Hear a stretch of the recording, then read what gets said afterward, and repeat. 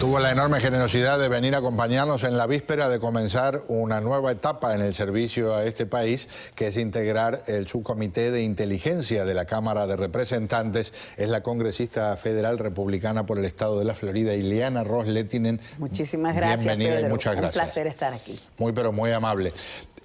Arranco brevemente con algo de lo que significa, aunque sea unos segundos, para hablarme de Alberto Nisman, el fiscal que murió en Argentina y que ustedes conocían porque llegaron a trabajar con él. Así mismo, Pedro, es una lástima, es una pérdida tremenda.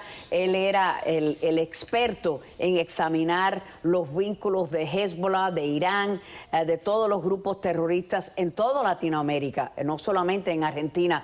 Gracias a los estudios que él ha hecho, tuvimos audiencias en el Congreso, lo invitamos a testificar y no le dieron la visa de salida, no pudo venir al Congreso a testificar. Así que a mí me consta que él siempre ha sido sujeto de esta persecución y es muy misteriosa esta muerte. Suicidio, mira, sabemos lo que pasa en Cuba, lamentablemente lo estamos viendo en otros lugares también. Hablemos de Cuba. Estamos hablando del primer fin de semana en que ha cambiado la forma en que se procede. El viernes, el sábado, llegó gente de Cuba con cigarros, con ron.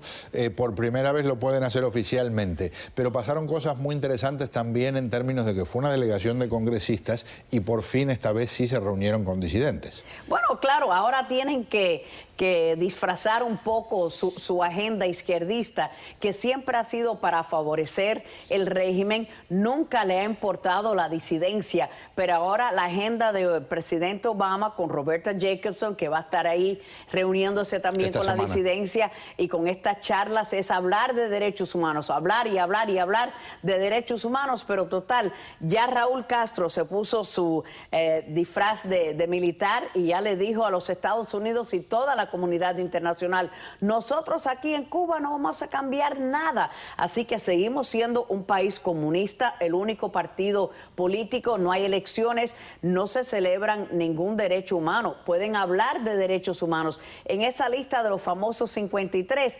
rearrestaron algunos de ellos. Y Antúnez, gracias a Antúnez y su señora Iris, van a ser los invitados de honor del presidente de la Cámara, John Boehner.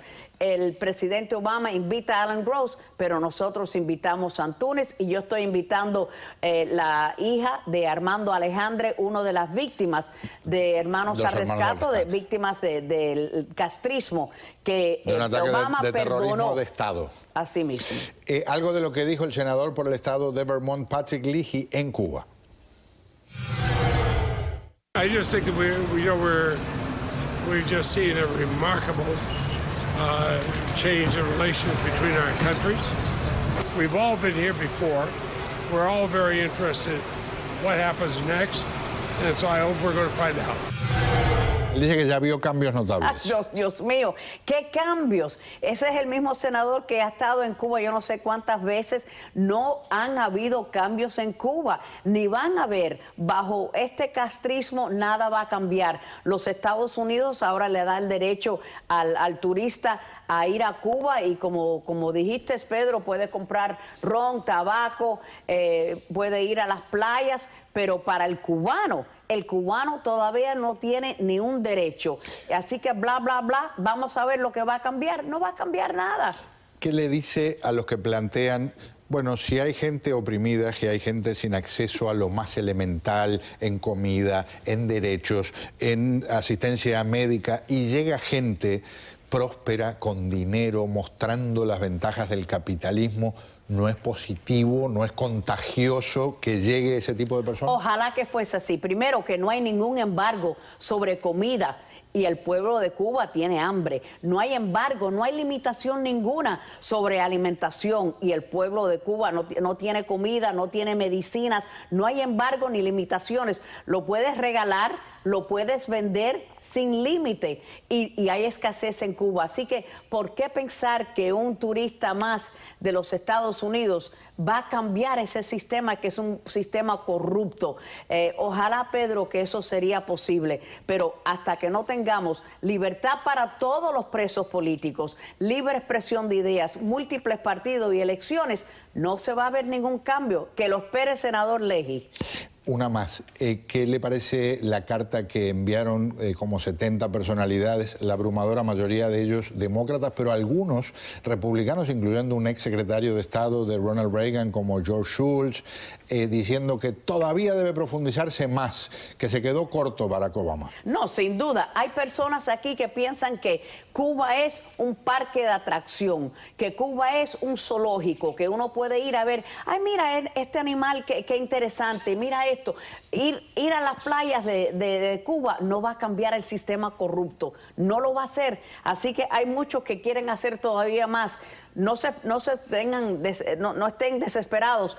Tenemos 2 años más de Obama, que aguanten, porque va a venir mucho más. Congresista, gracias por estar aquí conmigo. Te quiero, Pedro. Muchas gracias. Vamos a escuchar algo de lo que dijo esta tarde uno de los participantes en las reuniones con los congresistas estadounidenses en Cuba, Antonio González Rodiles. El encuentro fue un encuentro bastante amigable, donde se supone que el objetivo final era que nosotros manifestáramos nuestro punto de vista y las impresiones que teníamos de los acuerdos que ha implementado la administración de Obama, que anunció y que está implementando la administración de Obama. Fue un grupo bastante numeroso, habían alrededor de 12 o 13 personas, pero sí debo decir que el grupo estaba desbalanceado en referencia al número de personas que estaba de acuerdo con las medidas lanzadas por Obama, por la administración de Obama, y los que estamos en contra. En este caso, principalmente había solamente 2 personas, Berta Soler y yo, éramos quienes estuvimos poniendo algunas críticas a este proceso, y principalmente nos enfocamos en que no hay condicionamientos al régimen de La Habana, sobre todo en el tema de promoción de la democracia y derechos humanos. Hay algo muy interesante, me parece, en lo que dice Rodiles, porque plantea, por un lado, bueno, éramos muy poquitos dentro del grupo de disidentes de los que nos oponemos, y al mismo tiempo habla de que hay muchos disidentes que están a favor del proceso. Me parece que es importante eso, ponerlo sobre la mesa y preguntarle qué opina a nuestro amigo, el sociólogo analista Enrique Patterson. Señor, bienvenido. Buenas noches. ¿Qué le parece? Bueno, mira, esto hay que mirarlo desde 2 posiciones. No podemos verlo, el interés nacional de los Estados Unidos, desde la óptica del interés de los activistas y de la sociedad cubana por la democratización. Esas 2 cosas no son identificables. O sea, lo primero que quisiera hacer es, ¿cuál es el interés nacional de Estados Unidos? Si el interés de los Estados Unidos es que Cuba implosione y se quieren comprar eso, entonces no se cambia de política. Pero eso tiene consecuencias. ¿Y cuál es la consecuencia?